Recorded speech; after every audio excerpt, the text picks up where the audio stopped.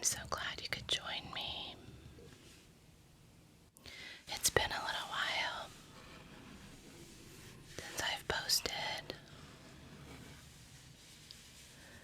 It has just been so busy this summer.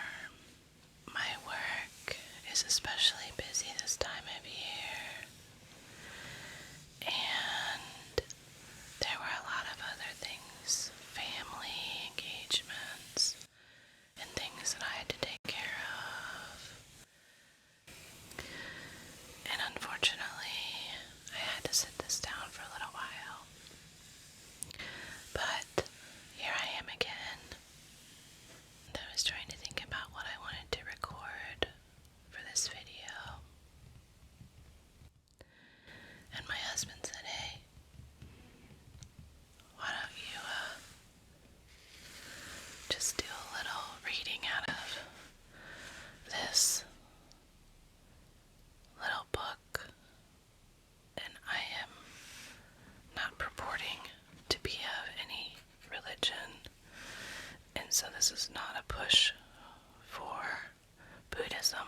However, the pocket reader, Tibetan,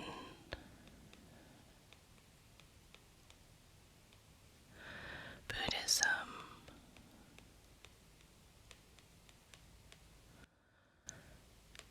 has some good wisdom inside of it. It's tiny, as you can see, compared to my hands. It's a very, very small little book, hence the pocket reader. You can put it in your pocket.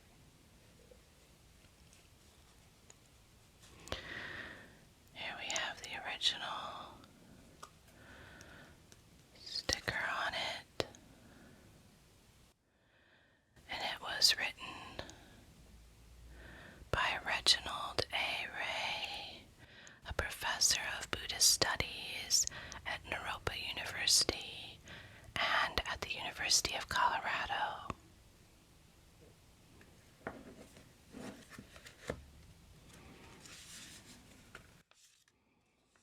Take a look inside. So edited by Reginald A. Ray and printed by Shambhala of Boston and London, 2004.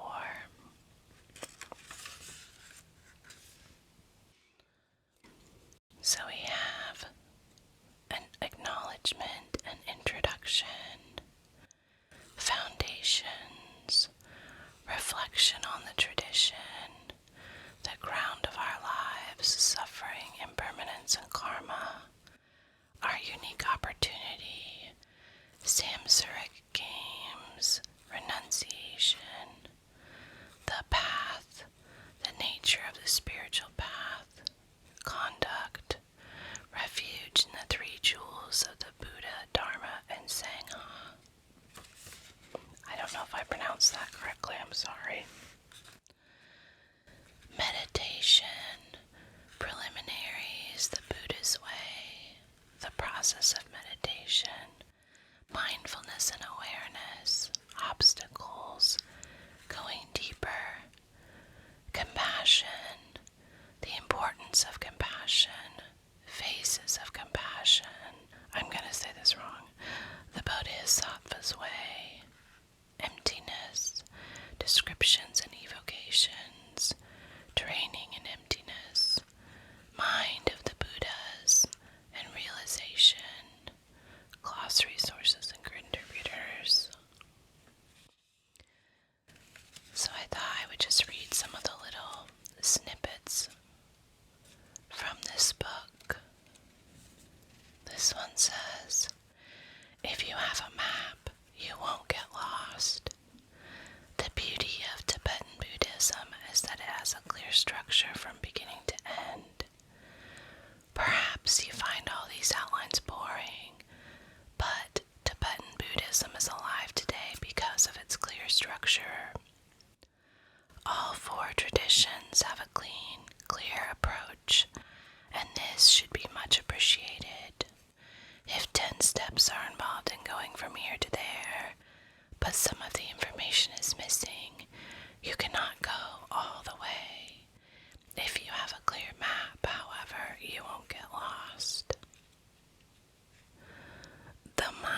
is like a fertile field.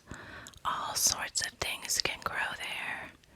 When we plant a seed, an act, a statement, or a thought, it will eventually produce a fruit, which will ripen and fall to the ground and perpetuate more of the same.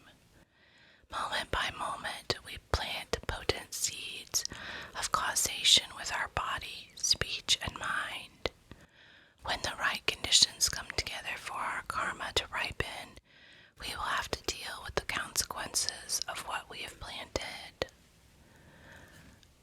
I know these are attributed to different people, but I would be terrible at pronouncing these.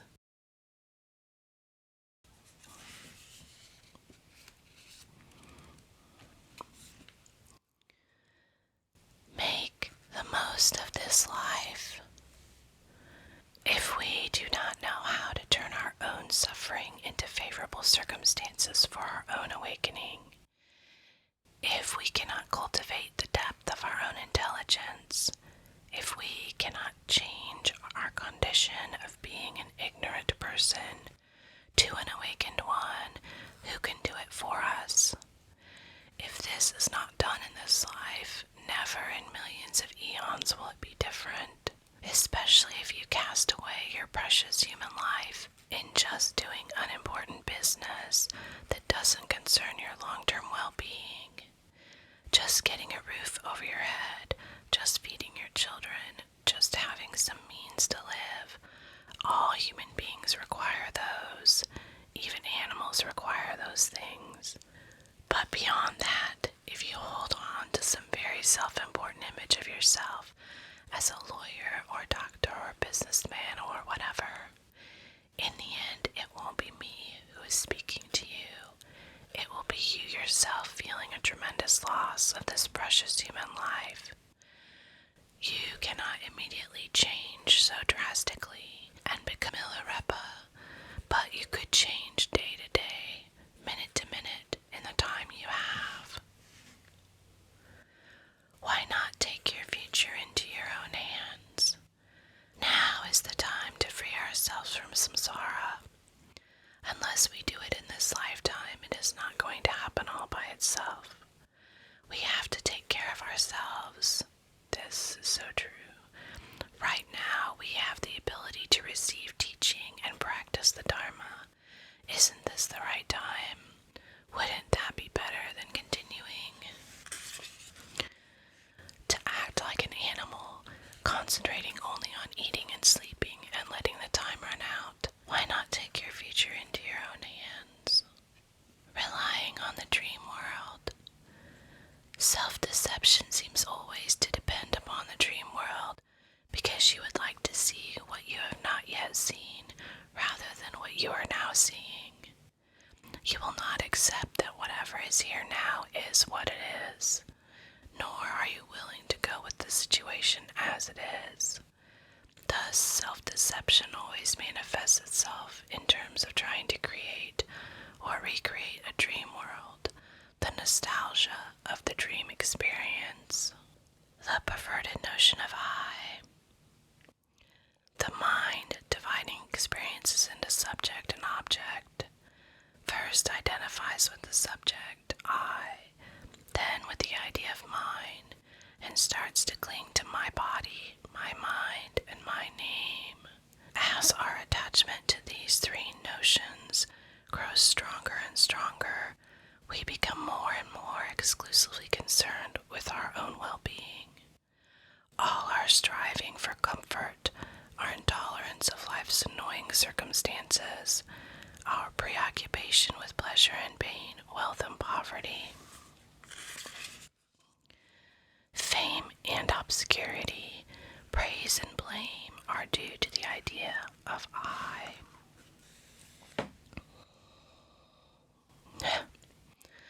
Our basic problem is always trying to prove something.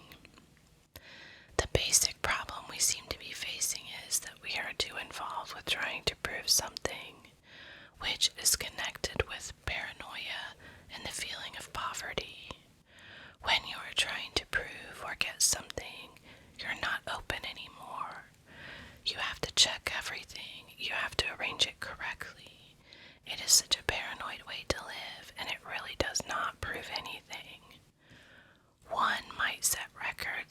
terms of numbers and quantities, that we have built the greatest, the biggest, we have collected the most, the longest, the most gigantic.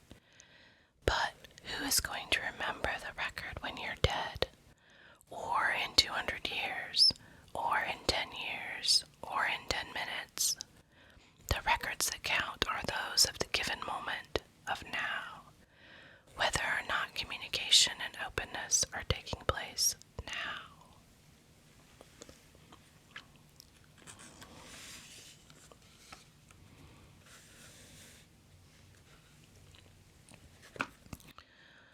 Wanting to be somebody. We want to be somebody, to mean something in this human society, in our relationships to other human beings. This is very dangerous. This is a very, very tight rope that you hang around your neck while you give the other end of the rope to a dangerous hand. Nonetheless, we all long for that. You want to be somebody in relation to the people with whom you have a connection. Of course, if it's in a good way, then it will be good. But if it is from a poverty mentality, arising strongly to the surface, if it is with your sense of ego attachment strongly present, and then wishing to be the jewel, to be the cherished person, then this is a sellout of your own freedom and your own sense of nobility. When you start to go after that, before long, you will be dancing like a monkey. In India, they have these monkeys on the street who have a string around their neck, and through their keeper's guidance, will dance and do all sorts of tricks. They jump through rings, jump from one stool to the next, and so on. You will actually become like that. You know, there are all these expectations that others put on us, and we can either let them lead us around and do what they want, or we can just do things our own way.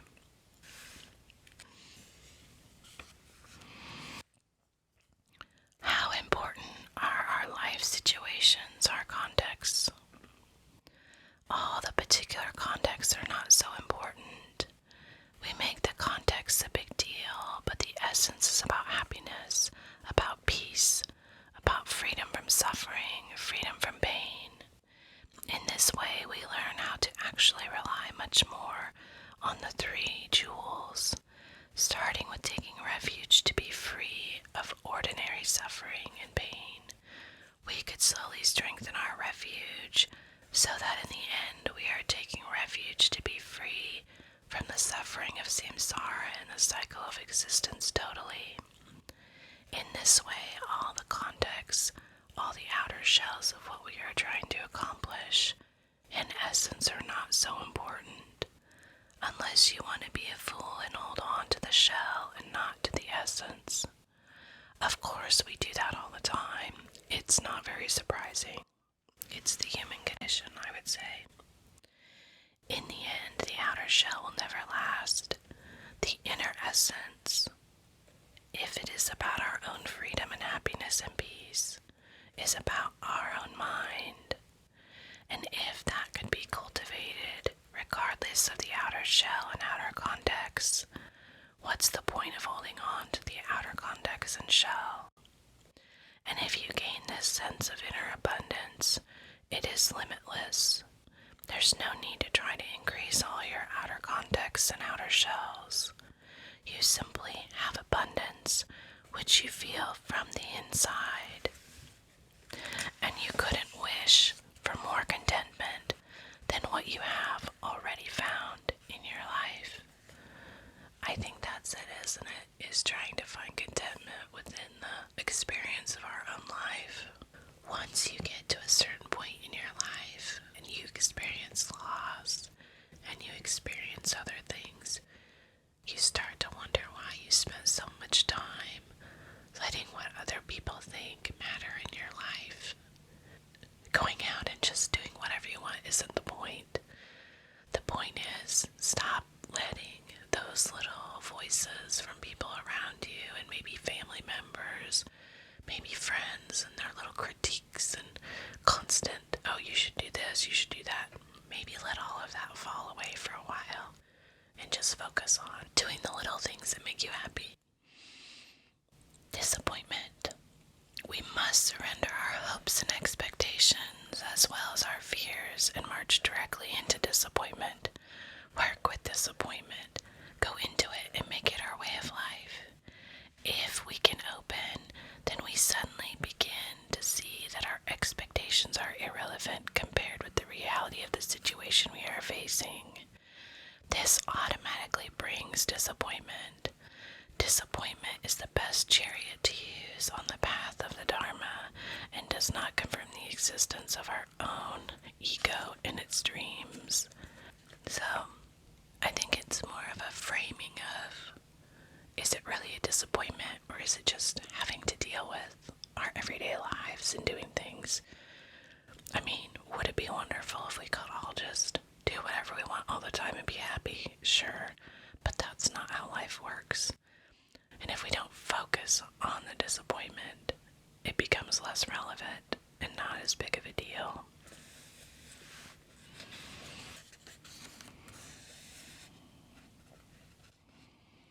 Meditation.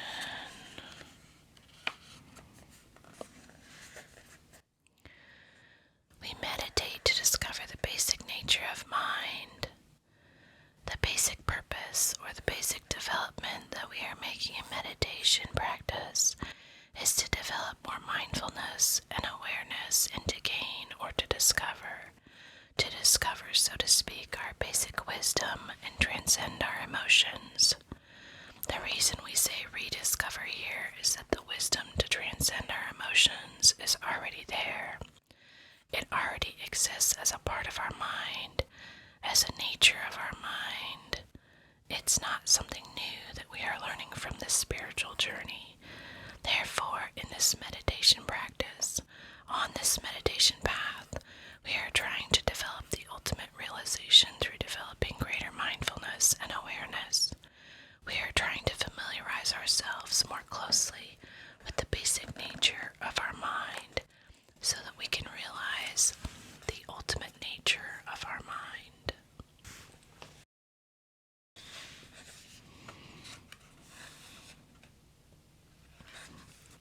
Meditation as working with neurotic states.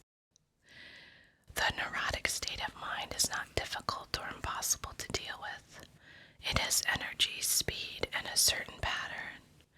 The practice of meditation involves letting be, trying to go with the pattern, trying to go with the energy and the speed. In this way, we learn how to deal with these factors, how to relate with them, not in the sense of causing them to mature in the way we would like, but in the sense of knowing them for what they are and working with their pattern.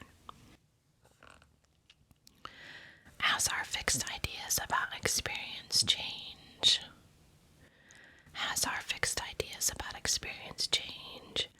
we see that up to now we have scarcely appreciated our immediate experience. This lack of attention has reinforced our tendencies to live in the past or to seek new experience in the future. We can change this around through practice. As our experience opens to wider perspectives, our senses, our body, and our consciousness become vibrantly alive. Patterns of craving and frustration give way to the flowing. Interaction with the process of living, all imbalances drop away, and whatever satisfaction or healing we need is provided naturally. This protection, this balance, this genuine self-sufficiency allows us to open to the endless possibility of each moment and to discover the richness and depth of all experience. I know the mundane, the everyday, the boring, the stuff we have to take care of can seem so draining. And so for me, when I feel like that, I do something I enjoy, such as going out and gardening, because it is still something I have to take care of and that I need to keep up with, or the weeds would take over everything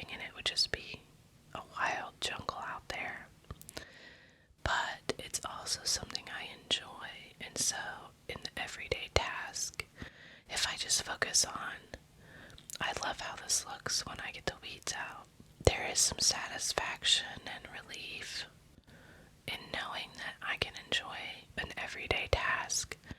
If you just try to find something, even in the mundane, that you enjoy. For me, when I get to see my flowers blooming and I get to see other people walking by and enjoying it, I enjoy that. Is it exciting? Is it a new trip? Is it tremendous? Is it buying something amazing with my money? No, it's the toil of my labor. But it can create something beautiful if that's what you want to make happen.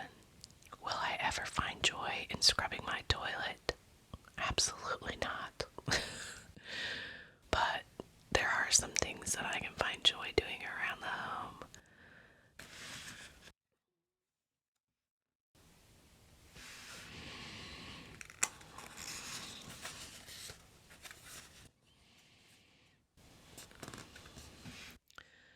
Mindfulness and awareness, the need for understanding.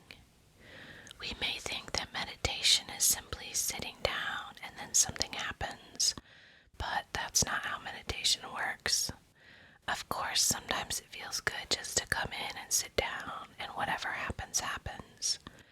There's no problem with that, but in the long run, is that the point of meditation? No, if meditation makes us feel good, that's great. But actually, there's a bigger picture in terms of understanding the overall direction of the practice.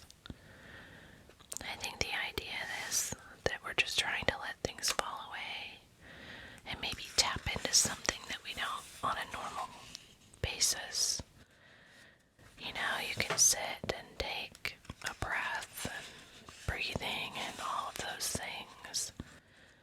But sometimes it's more about really getting in there and really trying to get beyond where you're at.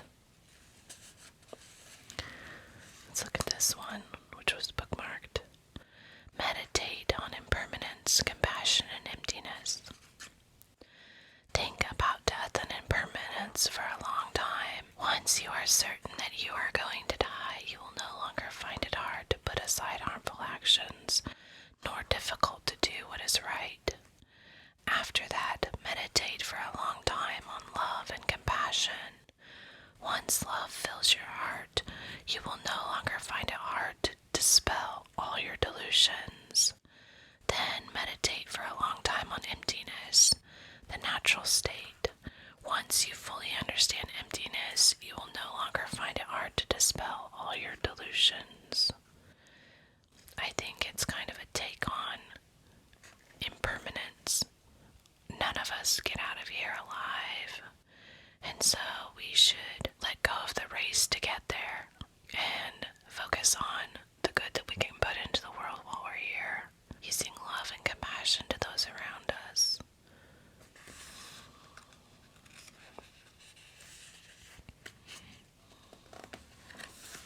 Let it be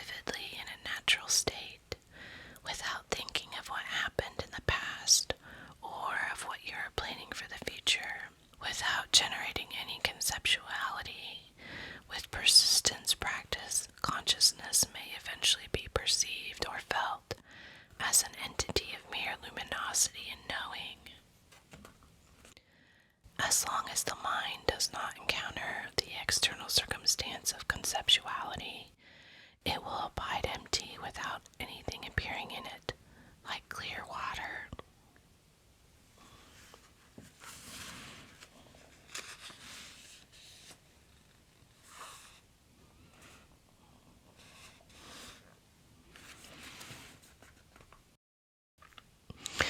Meeting reality. Meeting reality usually takes the form of an accident. We are bewildered by this accidental discovery of reality. Then we are uncertain what to do. Should we pull it, push it, possess it, play with it, or what? But actually, we don't have to do anything with it. Just let that reality be there.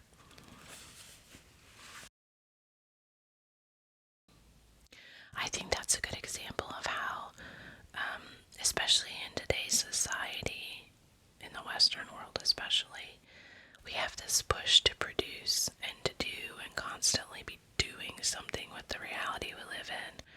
Well, what if we just sit there and maybe enjoy it for a little bit, or not feel like we have to be doing something?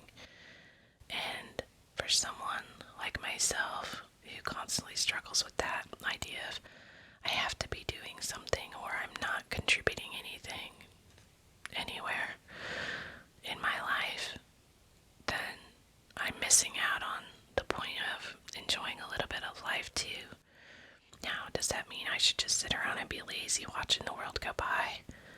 Probably not. I still have things I have to take care of. But I think the idea of sometimes it's okay to rest.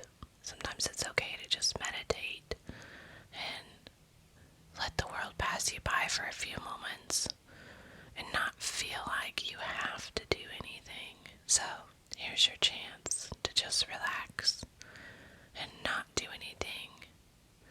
You came here to relax, and so you can close your eyes and just let your mind wander, and you don't have to do anything right now. You can just let it all go by. The sounds, the ideas, those voices, those conversations you had, the rehashing of everything. Just let it all slip away for a little while. And don't worry about interacting with any of it. Just for a few moments.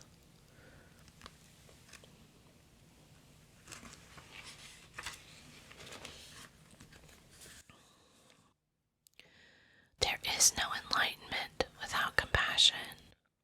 If you are unable to exchange your happiness for the suffering of other beings, you have no hope of attaining Buddhahood or even of happiness in this present life.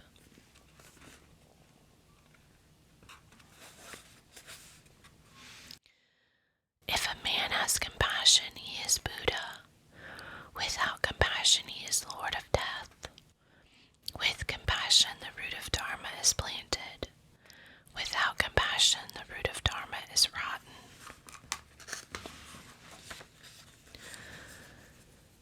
One with compassion is kind even when angry. One without compassion kills even as he smiles. With compassion, one has all dharmas. Without compassion, one has no dharma at all. Therefore, all of you, renunciants and householders, cultivate compassion and you will achieve Buddhahood. Love and compassion are natural. Love and compassion are natural aspects of the mind rather than anomalies in our experience. Compassion is intrinsic. We have a confused society in which everybody struggles to protect himself or herself, and where genuine, basic kindness itself seems so very difficult. I cannot emphasize how much I feel this in my soul right now, especially in the U.S. But if we sit down and think about it, compassion and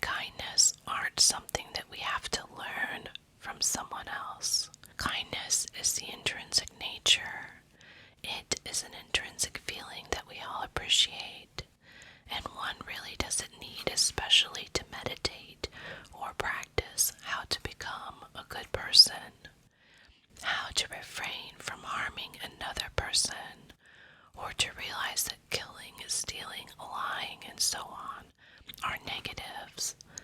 All of us already understand that.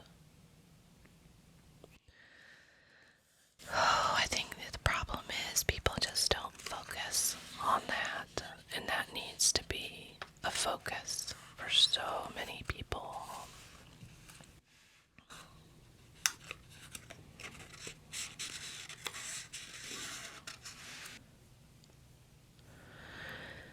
Realizing others' suffering leads to compassion.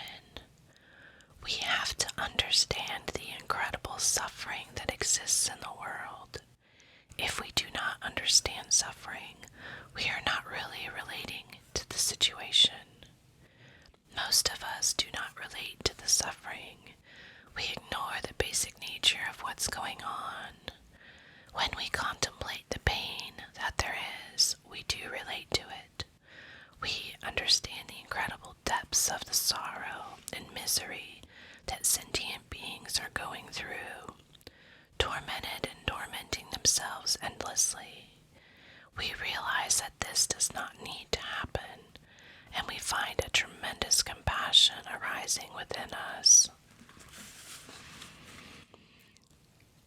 If you can look around at others who are suffering and feel that deep pit of sadness for them having to go through those things, I think that's a very fundamental way to move yourself towards helping others and not condemning others constantly with whatever. You have to look at what they're going through and understand that maybe it was out of their control, as a lot of things are, and that while sometimes bad choices lead to bad things happening, sometimes people don't have a choice in how they got there. Or maybe it's just been a roll of bad luck. If you feel some compassion towards them, it will open your eyes to so many things.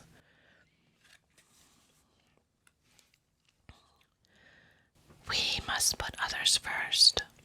Above all, we must put others before us and keep others in our mind constantly. The self must be placed last. All our doings and thinkings must be motivated by compassion for others. Compassion begins with yourself. This means that you are very rich, resourceful, and that there is a working basis to you. That there is a working basis in you.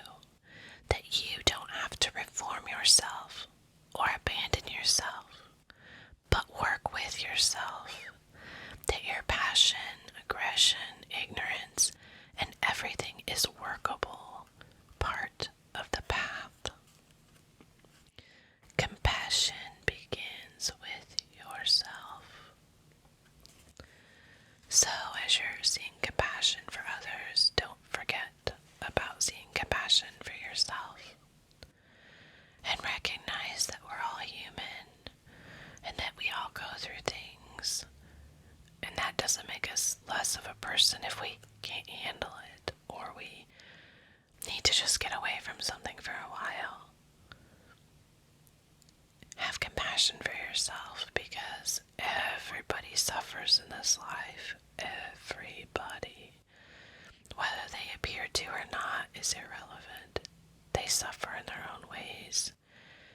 And so do we. And so we need to give ourselves some compassion as well, don't we? Well, this was a little trip down something a little bit different than I've done in the past. But I think that there were some good teachings in this little Tibetan Buddhism reader. And I hope you found